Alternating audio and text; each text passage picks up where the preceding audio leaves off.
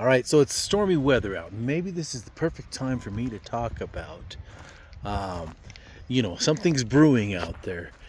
And sometimes a prophet knows when something's brewing, and sometimes we just need to listen to him no matter what we think we know. Okay? I've been talking a lot about Ezra's eagle, and I'm listening to people that have different things figured out that I didn't figure out. I've been talking about Nephi's vision of the great and abominable church. There's things that I've figured out that other people haven't figured out, and vice versa. You guys, the living prophet thing is so valuable because they don't even always know exactly why. I mean, think about President Monson. He would talk about, I don't even know why I'm leaving this meeting early, but I'm going to do it. And it would pay off every time for him, right? This is the value of a living prophet. We have no clue. And I would encourage everyone to review the talk, 14 Fundamentals for Following the Living Prophet, okay? So, anyhow, I want to talk about, there's a point in both First Nephi and then in Second Nephi where it talks about the pastors of the people leading them astray. Now, we got to remember, I don't think it's talking about the church. As a matter of fact, I'm 100% positive it's not talking about the church. What it's talking about is the great and abominable church, which we've learned from H. Verlin Anderson. The great and abominable church of the devil is corrupted government. And I've pointed this out a bunch. We have technocrats, we have globalist morality, right? And we've got judicial supremacy, which I've heard Hayden Carroll himself compare the Supreme Court to a living prophet to tell us what the Constitution says, as though it's look, you guys, the source of government power, okay? I'm going to review the principles from President Benson. Source of government power is we the people, and we can delegate no authority to the Supreme Court or to the government except for that which we ourselves possess. And no, we don't need the Supreme Court to tell us what that is. We only possess certain basic authorities according to the laws of nature and of nature's God. Now, Jefferson talked about the wall of separation between church and state. Let's cover that real quick here.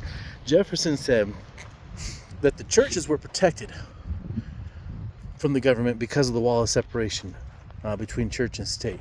The First Amendment, if you read it, according to the text that the consent of the governed accepted, it prohibited only Congress from establishing a religion, but it did not prohibit the states. Now, everything else, the way it reads, according to the consent of the governed, what was written down and presented for ratification, everything else says that it's a blanket prohibition for all of the United States territory. Don't infringe on the right to keep and bear arms, period. Which is obvious. The government needs to be, the federal government has the power to call forth the militia. How can they call forth the militia if you've infringed on the rights to keep and bear arms? It's a no-brainer, okay, you guys? Barron v. Baltimore got it wrong, whatever. But Barron v. Baltimore is not the definition of the Constitution. It's just a decision on a case, and that's all it is, okay? But what we've decided to codify is, since the 1925 Judges Act, is that the courts are basically going to spend all their time defining the Constitution for us, so the majority of their time. Thus, you get people like Hayden Carroll being somehow convinced that the Supreme Court is like having a living prophet. And anyhow, Wolf, come here. Cool, just make sure my dog's around. It's not true. Okay, look up Jesus Christ, Gifts and Expectations. I can point to a million different talks, but that's one where we're told out now that David O. McKay, President Benson, all reject the idea that the Constitution is what the courts say it is. Okay, and Ezra Taft Benson, Dallin H. Oaks, honestly, if you pay attention to him enough, you start realizing he expects the courts, when they interpret the Constitution, to try to get to nothing but the pure truth. I'm going to tell you something though, okay? So here is where the pastors of the people, this great and abominable church, which is again judicial supremacy, technocracy, and I'm going to call it globalist morality from now on, right? That we're all bought into, that we all have faith in, and that we all feel like we're immoral if we don't buy into it, right? The pastors of this, some of the main ones are, without a doubt, the Supreme Court. And Wolf, stay here, buddy. Without a doubt, there's a reason why people like Hayden Carroll perceive them to be the equivalent of the prophet. But they're not the prophet of the good church. They're the prophet of the great and abominable church if they're not careful. Wolf, stay with me. So, in the case Ingleby Vitale, there was a school who right after the Pledge of Allegiance, they had a basic little prayer they would say, right? And parents could opt out of it, okay? And but they didn't want to have to opt out of it. They wanted to make it to where none of the other kids could do it either. So they took it to the court. The Supreme Court decided it 6-1 that nope. And this is, you might be saying, okay, wait a second, why does the federal government even have jurisdiction over this? Well, the claim is that there's this due process clause in the 14th Amendment, which is really just a copy and paste of the 5th Amendment. And the 14th Amendment, by the way, needs to go away. That was forcefully ratified, okay? Since the case Powell v. McCormick, something like what the Congress did to force the ratification, that wouldn't stand nowadays, okay? All they can do to keep someone from getting into Congress once they're elected is if they don't meet the age, years of citizenship, or years of residency. That's it, right? So anyhow, the 14th Amendment's a disaster. The court looks at this. Now look, by the way, the 14th Amendment even explicitly actually only empowered Congress in the first place. It didn't even bother to empower the courts, okay? But the courts have empowered themselves 10 times as much ever since Taft, when he was the Chief Justice. Okay? Now, David O. McKay, when he saw the decision, he said they're taking from the local districts that which isn't theirs to take. They're taking from the local community that which isn't theirs to take. This is not the Supreme Court's business. It's not the federal government's business. This is a terrible decision, and it will have terrible consequences. Just like this storm keeps brewing, and I'm telling you, it's going to start coming down harder. David O. McKay knew it. Prophets know things the rest of us don't know. Dallin H. Oaks was a young, talented attorney. He had an opinion. He expressed it privately, and I think it got published. I think this is the story where it got published anyhow. Just as an alternative opinion, the first presidency said, hey, why don't we just go ahead and publish it as an alternative opinion? Okay. But President Oaks was very respectful. He didn't publicly express that he thought David O. McKay was overreacting, that it was actually, Wolf, stay here, that it was good constitutional law. He thought, based on his training, the courts were doing things right. But, years later as an apostle, he looked at the fruits of that Supreme Court decision, and he said, I didn't know what I was talking about.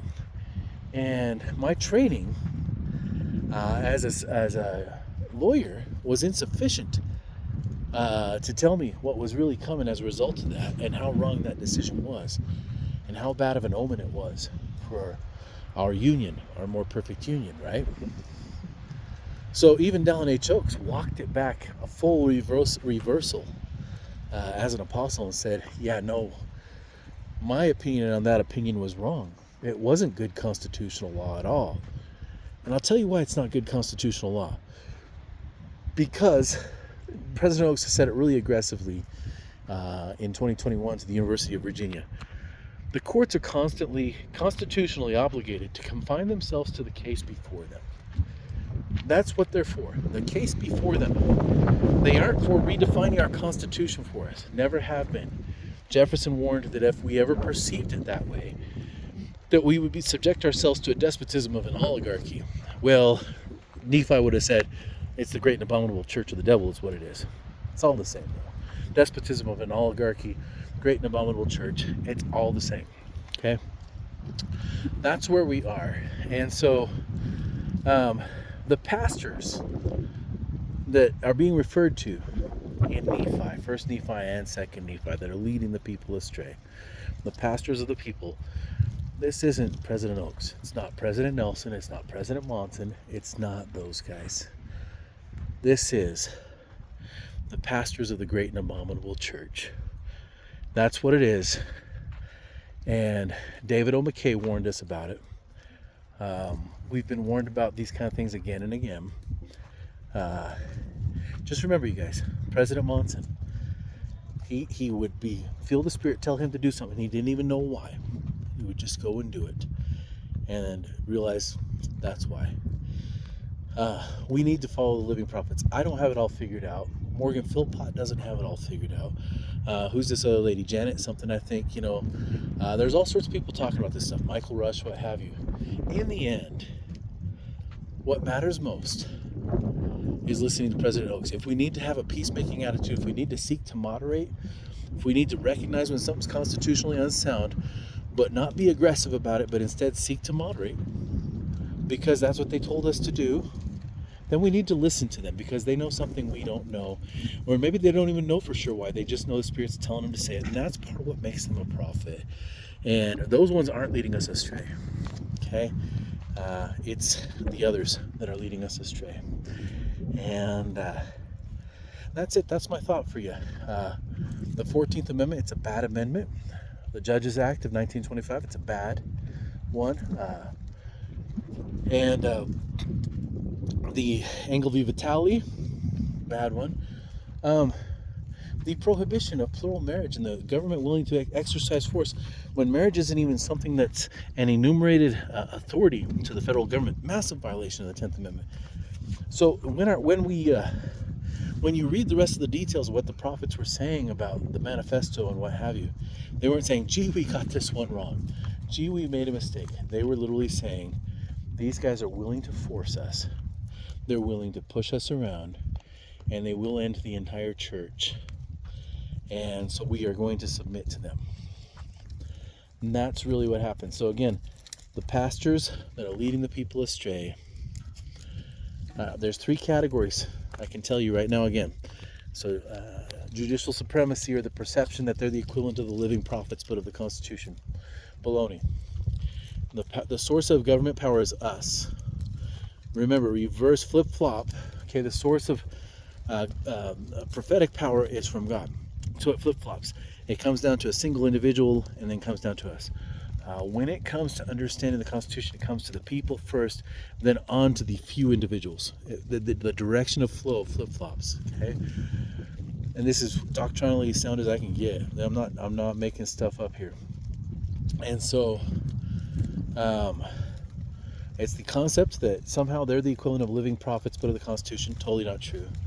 And then the technocratic experts, right? Expert worship, right?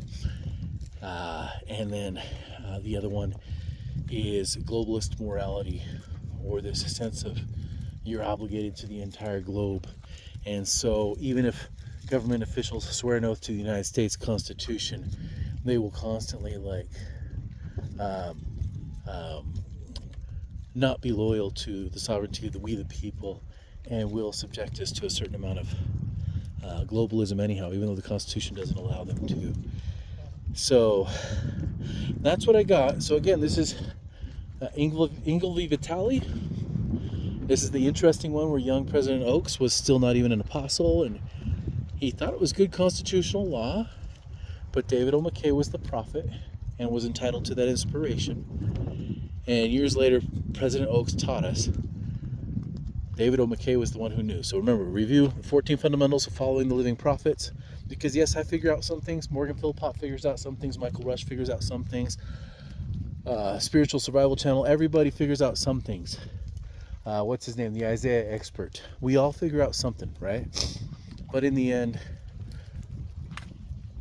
they tell us to be peacemakers. They tell us to seek to moderate. They tell us, apparently there's a reason why we need to be doing this. We don't need to be getting our guns. We don't need to be militia guys, all that kind of stuff. We need to be preparing like Captain Moroni, physically and spiritually, and never stopping.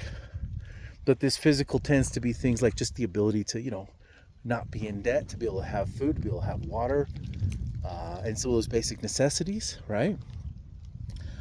That seems to be the advice that we've got consistently, and they know what they're talking about. We don't. So anyhow, thanks for listening, guys. See ya.